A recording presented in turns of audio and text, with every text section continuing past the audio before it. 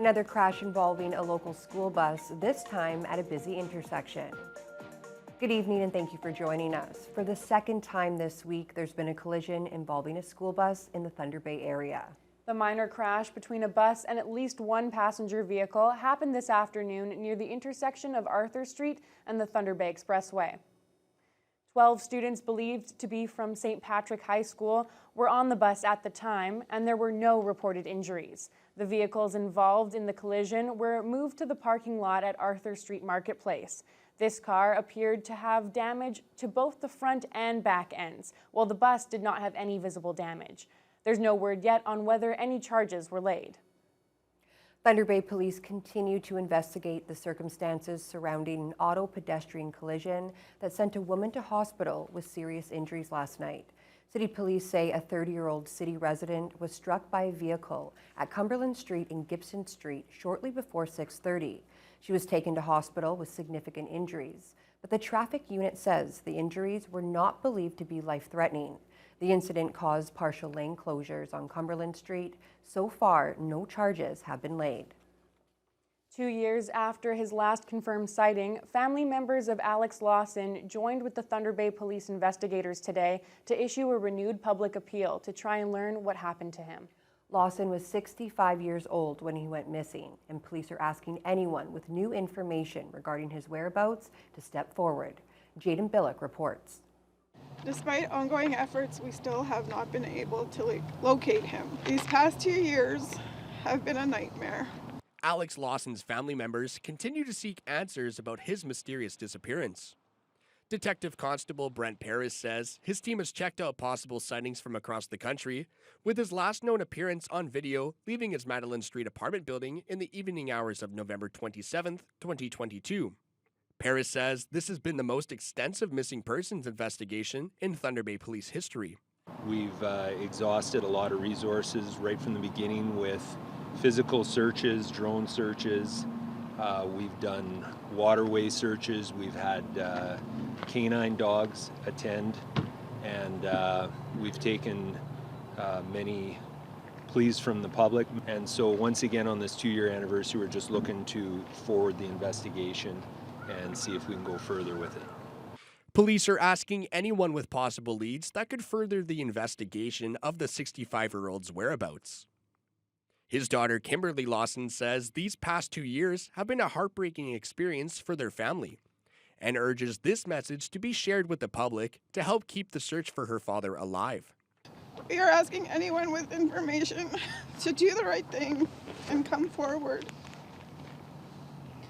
Every tip is important, and your help can be the key to bringing our dad back to us.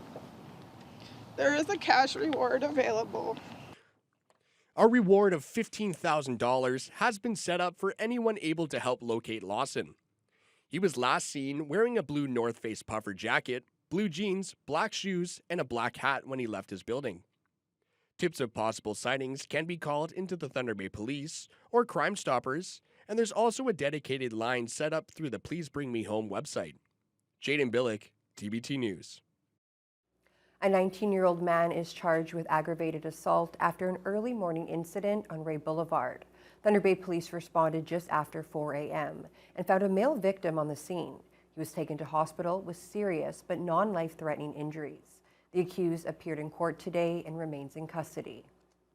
Construction work on the downtown section of Red River Road is getting close to wrapping up for the year as the snow begins to fall. But drivers and area businesses will have to wait until the spring for the overall finished project. The Streetscape project is turning the section from Cumberland to Court Street into a pedestrian-friendly area with paving stones instead of asphalt. The portion from St. Paul Street to Cumberland is now complete. The city is installing concrete ramps for the unfinished portion between St. Paul and Court Streets, along the route to open again to drivers. City project engineer Brian Newman explains that once spring arrives, the rest of the paving stones should be installed swiftly. So it's temporary for now. It'll be taken out in the early spring. As soon as it's warm enough to get back at it, they'll have that section of the road closed again. But it's going to move a lot quicker. The road process goes quicker than the sidewalks did. So probably about a month next spring will take to finish up the Red Road work itself. Red River Road should be fully reopened to traffic on Friday. The province is trying to fast-track the bill to close 10 supervised consumption sites, including the one here in Thunder Bay, so it can happen without any public consultation. The Ford government wants to create 19 new treatment hubs where drug use won't be allowed. Critics of the move say this will lead to more deaths. CTV's Mike Walker reports. It's a bill that would see 10 supervised consumption sites shut down, legislation the Ford government now wants to fast-track without any public consultation. This is a government bill we need to get passed. The proposed bill would close all sites within 200 meters of a school or daycare and prevent new ones from opening. The government House leader tabling a motion to send the bill from second to third reading, bypassing committee. A move Steve Clark argues is justified after the province announced its intentions months ago to replace the sites with 19 homelessness and addiction recovery hubs, plus 375 supportive housing units. Going back to August, we communicated to municipalities this was something we were going to move forward on. Bypassing the committee stage means there will be no opportunities for public feedback. Critics argue it's imperative that legislators follow the process. If we're going to look at legislation that is going to reduce the number of those sites, then we need to make sure that it is vetted properly and that the people of Ontario have a say in making this the strongest possible legislation. The province has maintained this is about community safety and its heart hubs will focus on treatment. Our heart hub models are going to ensure that there are opportunities for people to actually break that cycle of addiction. But advocates and outreach workers have doubts and argue the supervised sites should remain open. Removing these facilities will actually create, more overdoses, more fatal overdoses, more brain injuries, more people using in public. They are slamming the government for not holding public consultations. They know it's a reckless and dangerous decision. It goes against their own staff reports that recommend scaling up the services instead of shutting them all down. If I had an opportunity to speak to government about this, my question would really be, well, what are you really doing to address people's actual wellness and safety? The bill is among several pieces of legislation the Ford government is fast-tracking, the opposition calling the move undemocratic. They want to get out of here as fast as they can. They don't want to hear from the experts. They don't want to hear from the people who actually are on the front line, and they don't want to hear from the people who are most impacted. The government intends to spend $378 million on the new heart hubs. Mike Walker, CTV News. Things got heated at Queen's Park today when Thunder Bay Superior North MPP Lise Vaugeois spoke about the pay gap between paramedics and other first responders and healthcare providers. Vaugeois says the high stress, demanding work schedules, and lack of sufficient compensation has led to a paramedic shortage in Thunder Bay and other northern areas. Health Minister Sylvia Jones did not address paramedic salaries in her response, but instead focused on increases to college spaces for EMS programs. In the district of Thunder Bay alone, we are currently short 21 paramedics. Whatever they're doing is not working. The Northern Ontario Municipal Association recommends that the province introduce targeted funding for rural, remote, and northern paramedic services so that regions can offer competitive salaries and benefits and upgrade equipment and bases in order to attract and retain paramedics. Will the government be accepting the recommendation of the Northern Ontario Municipal Association to fully fund regional paramedic services? We have 300 new paramedic seats available in the province of Ontario. Those are paramedic expansions that under Premier Ford we have been able to do since 2018. In Thunder Bay, because I hope you would be interested in what's happening in your own community, 98% of those seats, Speaker, are filled in the city of Thunder Bay. Wow, there you go. I do not understand, while the member opposite is not celebrating all of the excellent work that the paramedics and the chiefs and the leadership have been doing since 2018. Anti-nuke activists with We the Nuclear Free North made a presentation to Shunya Council yesterday afternoon to raise awareness of the potential transportation dangers of nuclear waste traveling through this region. The opposition group presented information about the overall safety of the region's highways, along with the testing of vehicles which carry the used fuel. The group has managed to convince town councils in Red Rock, Nipigon, and Comney to pass resolutions opposing a deep geological repository near Ignace.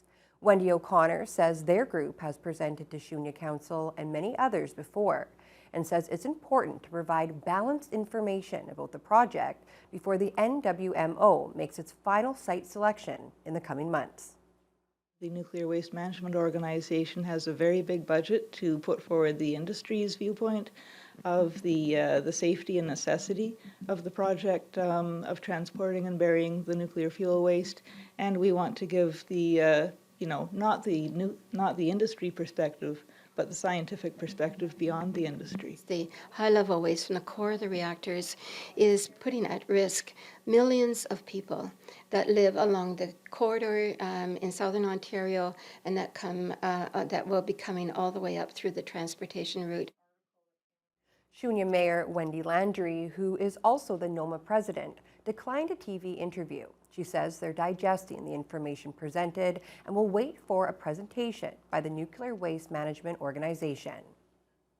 A small dog that survived a fatal highway crash in Kenora on Monday morning is being safely returned to the family of one of the transport drivers who died in the collision. The older male Chihuahua named Sammy was found in the ditch along the highway about 2 kilometers from the crash scene. The fiery collision along the Kenora bypass involved 3 transport trucks. 2 of the drivers were pronounced dead at the scene. The woman who picked up the distressed dog brought it to a vet due to a cut on its head. She also posted a photo on Facebook in hopes of finding the owner. She was eventually contacted by the family of the deceased transport driver, who expressed thanks to everyone involved. Sammy was being transported home today to his family in southern Ontario. Magnus Theatre is bringing some Christmas magic to its main stage starting tomorrow night. Elf, the musical, is an adaptation of the popular holiday film, and it's packed with humor, heart, and unforgettable songs. Justin Hardy has the story.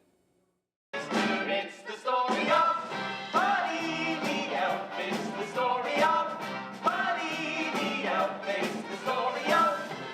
Magnus Theatre is bringing a much-loved holiday classic to Thunder Bay. Elf the Musical is based on the hit film and tells the story of Buddy, a suspiciously large elf who leaves the North Pole in search of his past in New York City. Tom Curry is directing the show and says it's perfect for those who love Broadway musicals as well as those who love Christmas stories. They put together a writing team that was Broadway classic. So what you're going to see is a really classic style Broadway musical written by Thomas Meehan, who wrote Annie, and Bob Martin, who wrote the Drowsy Chaperone. I mean, it's close to a perfect musical.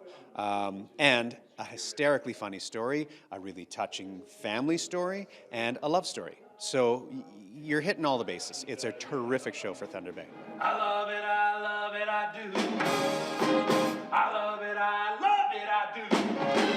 I love that story, love that story, love that story. The show's massive 16-person cast is hoping to bring the fun and energy of the original film starring Will Ferrell. Alex Fellows-Smith was chosen to play Buddy the Elf. A fantastic young actor. We're thrilled to have him, and his energy is Buddy the Elf. He's not imitating Will Ferrell at all, but you can see it in his face. He's got the most joyous face. He brings so much joy to the stage, sings like a bird, dances like a stare. It's amazing. Many of the other talented actors are from here in Thunder Bay. Choreographer Michaela Moore says there's a wide variety of dance styles on display during the show, from tap to jazz, and she says the show really allowed her to get creative. Yeah, I think there's a lot of play that's allowed with this show. There's so many different styles that we can work with, and then I find that there's such a kid-like quality, so I feel like there's no limitations, which is really nice. The show debuts Thursday with a gala opening on Friday night, and because of the high demand for tickets, it's already been scheduled to run for an extra week until December 21st. Justin Hardy, TBT News. That looks so much fun. Absolutely.